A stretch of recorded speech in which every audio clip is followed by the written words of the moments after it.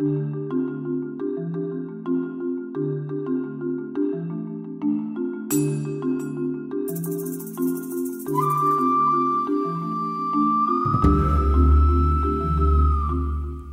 to the Underground Temple.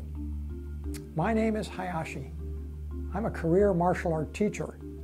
I have 45 years experience, and I'm a Buddhist monk who practices martial arts for self-growth in the mindfulness tradition. This is the first in a series of brief fireside chats where I will explore the martial arts in ways that I hope you find unique, refreshing, and clarifying.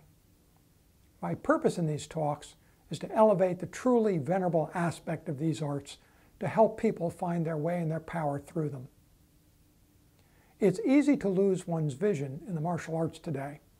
There are many paths out there, many variations, and many guides, each espousing greater or lesser methods and philosophies.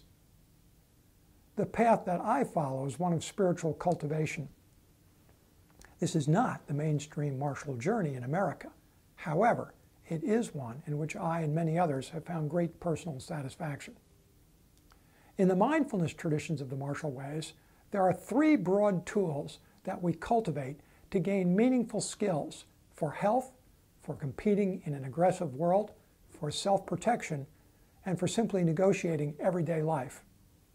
These three tools are clear-mindedness, karmic law, and compassion. I doubt if many of you are familiar with the martial arts being discussed in this particular manner, so let me describe these tools in a little more detail. By clear-mindedness, I mean gaining clarity about the nature of our conflicts so that we can deal skillfully and intelligently with them with the least amount of fear and doubt about our choice of action. The clear mind opens when we understand the source of violence, aggression, and competitiveness within ourselves. In the mindfulness tradition, we use our art as a mirror to observe our own behaviors. And we use our mind to study the cause and effect of our practices so we can better understand the reasons for our own personal divides and desires. The second tool is karmic law. Karmic law refers to principles that sustain a life of right purpose. When you engage your world with moral and karmic guidelines in place, you'll make choices that are just and fair. And the outcome of following karmic law is a life of inner peace. The third tool is compassion. By compassion, I mean following an authentic path, where your practices are used to unravel the mystery of your own imbalances, your own limitations, and your own negativities, and on the other side, your own deepest desires. The Buddha once said, "You can travel the world wide and not find a single person more needing of your compassion than yourself."